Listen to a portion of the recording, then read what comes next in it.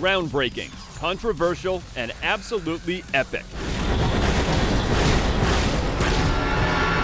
This week, Gamers Weekly reviews two shooters set in the not-so-distant future, Homefront and Crysis 2. Which one takes the cake? Gotcha. It's about time. First up, Homefront for the 360, PS3, and PC. The year, 2027. A unified Korea has invaded the U.S. Abandoned supermarkets are now war zones, and ballparks have become mass grave sites. Somebody move!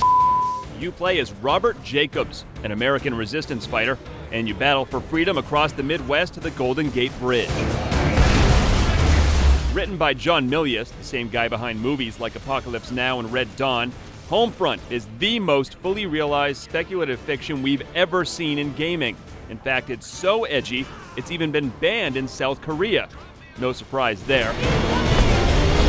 Problem is, we beat the entire campaign in just 5 hours. And in terms of gameplay, feels like a Call of Duty ripoff. That's another down. Good shot. There's the usual sniper mission, then unleash hell in a helicopter. Sure, it's fun, and your allies are actually smart for a change, but we've been there, done that. Bummer. Still, it gets better online. Face off in 32-player frag fest with ground control and team deathmatch. Along the way, you'll earn battle points, which you can spend mid-battle to buy sentry drones, vehicles, and RPGs. There's a ton of customization here, and while the game types are limited, it's a blast. Oh, God! Homefront is grisly and emotional, but it's way too short. Still, online multiplayer saves the day, and it's worth a try. The Gamers Weekly verdict? Rent it. Get out of the way! Next up, Crysis 2. Activating armor! After almost 4 years of waiting, the best-looking shooter of all time hits the 360, PS3, and PC. So how does it play? Asura 1, going down! It's 2024, and aliens have invaded New York City. You're a Marine named Alcatraz. Armed with a high-tech nanosuit, you must fight for survival across this urban jungle. Remember me. Sure, Crysis 2 toys with deeper themes like corporatization of power, but it doesn't tackle them head-on like Homefront. It's a sci-fi roller coaster ride, plain and simple. Still, this game rocks, and Manhattan becomes a strategic sandbox of destruction, thanks to smart enemies and your uber-awesome nanosuit. Use strength to run like the wind, or stealth to go invisible and sneak behind enemies.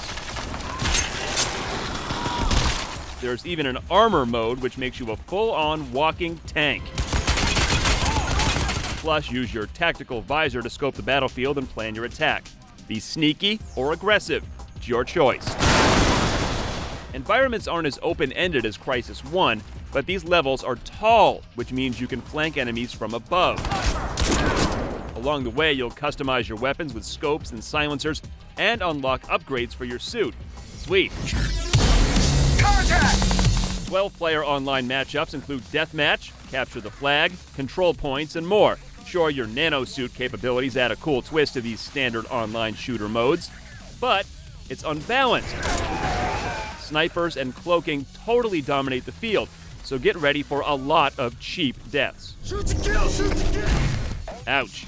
Listen, Crysis 2 isn't perfect. Multiplayer is fun but flawed, and the story's, well, kinda generic. But spectacular level design, jaw-dropping graphics, and strategic gameplay will keep you coming back for more. The Gamers Weekly verdict? Buy it.